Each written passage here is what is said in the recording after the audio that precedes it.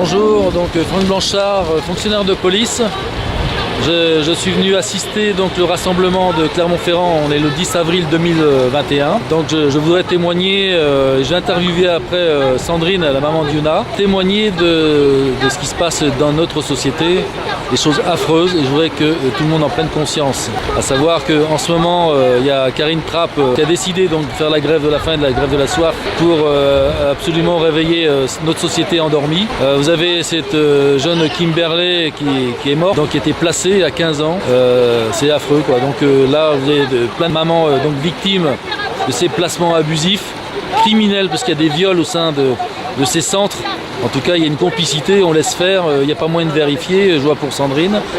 Donc il faut absolument se réveiller, les affaires ne peuvent pas se terminer comme ça, voir nos enfants s'envoler, disparaître, c'est vraiment une destruction des familles en règle générale. Voilà, donc je vais interviewer Sandrine.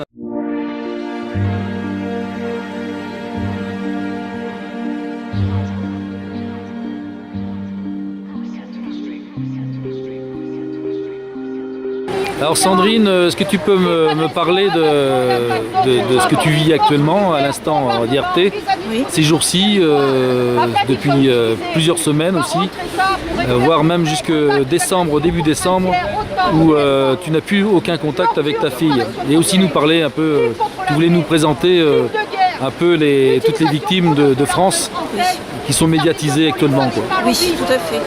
Donc voilà, donc moi depuis décembre 2020, le 12 décembre 2020, j'ai plus de contact avec ma fille, tout simplement parce que j'ai dénoncé à l'aide de vidéos avec des réseaux sociaux et des médias que je voulais dénoncer les violences sexuelles, physiques et psychologiques de ma fille.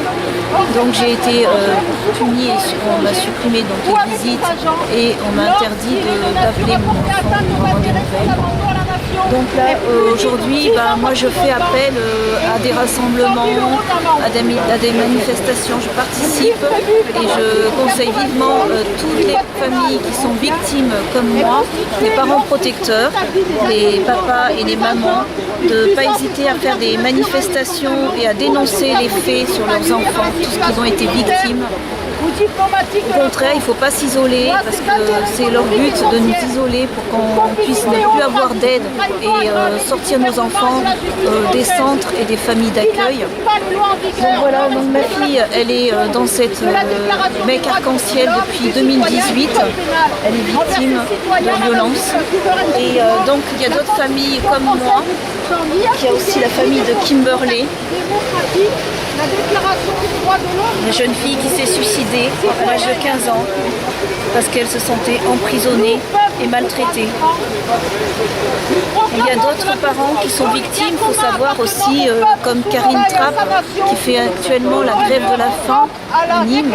Donc n'hésitez pas à aller au tribunal de Nîmes pour soutenir cette maman courageuse, ainsi que Clara de Thionville et Nadège aussi, la jeune fille, la maman de Maëlys, qui se trouve aussi à la Mecque Arc-en-Ciel comme ma fille à Clermont-Ferrand. Voilà, toutes ces victimes, n'hésitez pas à les soutenir et à nous apporter votre aide et même des idées si vous avez des choses à nous suggérer pour pouvoir militer dans ces combats. Donc voilà, je fais appel à toutes ces familles et à toutes les personnes aussi professionnelles des différents métiers, que ce soit dans la justice, dans les forces de l'ordre, des juges, ou des personnes, des associations intègrent donc toutes ces personnes de nous soutenir et de nous aider dans ce combat à libérer enfin nos enfants, parce qu'il faut savoir que nos enfants sont prioritaires, sont toute notre vie. Donc il est important de les libérer, parce qu'ils n'ont aucune raison d'être prisonniers dans ces centres ou d'être prisonniers dans des familles d'accueil. Leur place, c'est au sein de leur famille. Voilà. Et surtout quand on est les parents protecteurs, il n'y a aucune raison qu'on nous les enlève. Voilà.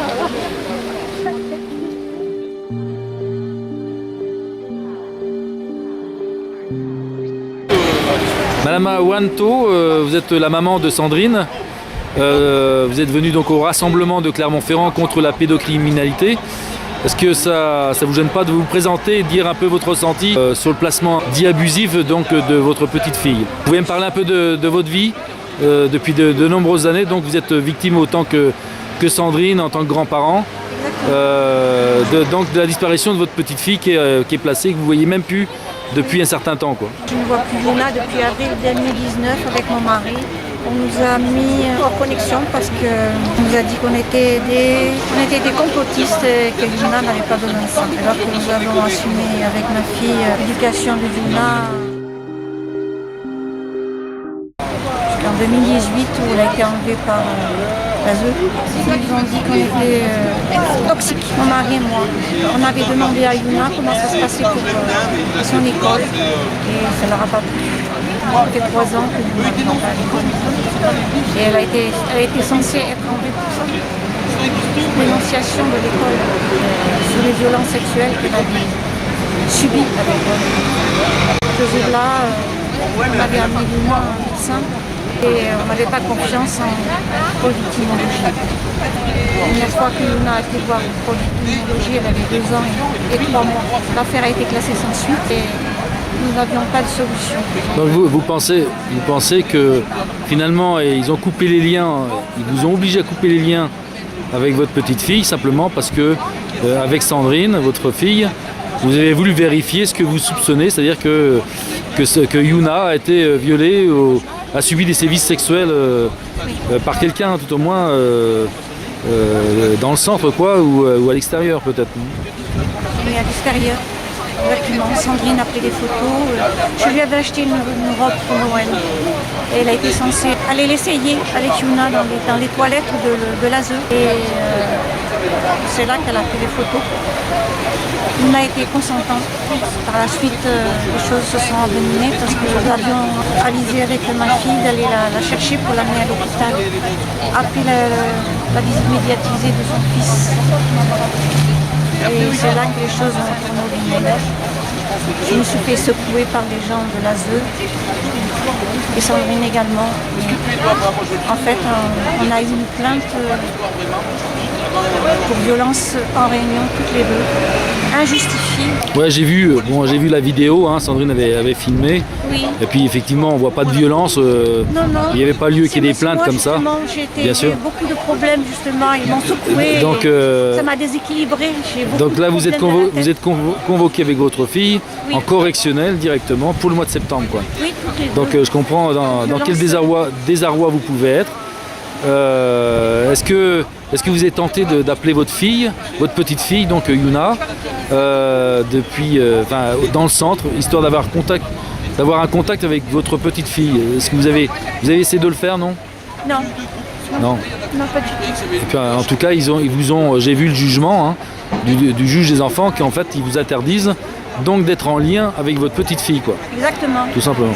Donc on ne s'occupe pas de votre inquiétude sur tout ça depuis plusieurs années maintenant, quoi. Exactement.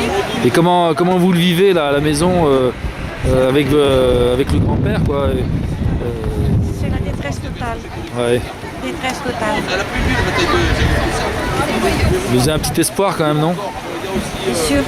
Espoir de revoir ma petite fille. Parce que vous souhaitez dire quelque chose que ce soit aux autorités ou aux gens, je sais pas, par rapport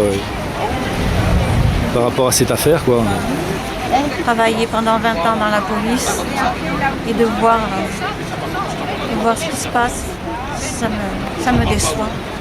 En tout cas, il y a une chose que je constate réellement, c'est que vous épaulez votre fille, je peux le voir moi-même, hein, financièrement comme affectivement. Hein. Vous êtes vraiment avec votre fille, quoi. Elle n'est pas toute seule, déjà d'une part, c'est déjà beaucoup. Mais j'ai constaté aussi moi-même que c'est la meilleure des manières pour exploser les familles, hein, de ce qu'ils font. Ils explosent. C'est l'inquiétude, la détresse au sein de toute une famille. On est passé par plusieurs stades avec Sandrine. La première année, ça a été le désespoir parce qu'elle a été internée pendant 1 mois et 3 jours. Et à la sortie, il a fallu la faire surveiller psychiatriquement et bon, c'est lamentable.